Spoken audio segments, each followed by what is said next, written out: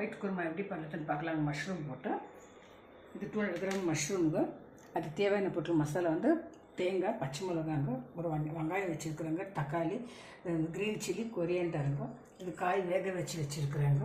அது மசாலா வந்து கேஷ்யூ நட்டு, சோம்பு, தனியாத்தூள், ஜிஞ்சர் கார்லிக் பேஸ்ட்டு, சால்ட்டுங்க, எண்ணெய்ங்க இவ்வளோத்தாங்க. இப்போ மசாலா ரெடி பண்ணிக்கலாங்க. கேஷ்யூ நட்டு கொஞ்சம் சோம்பு போட்டு கிரைண்ட் பண்ணி கிரைண்ட் ஆகிடுச்சு மசாலா.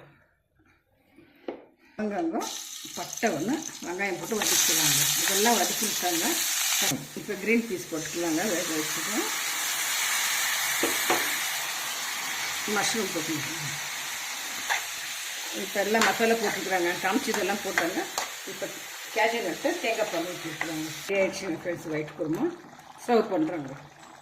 ஒயிட் குருமா ரெடி ஆகிடுச்சுங்க ஃப்ரெண்ட்ஸ். இது பூரிக்கு, தோசைக்கு, சப்பாத்திக்கெல்லாம் ரொம்ப நல்லாயிருக்கும். மேலே பட்டர் கொஞ்சம்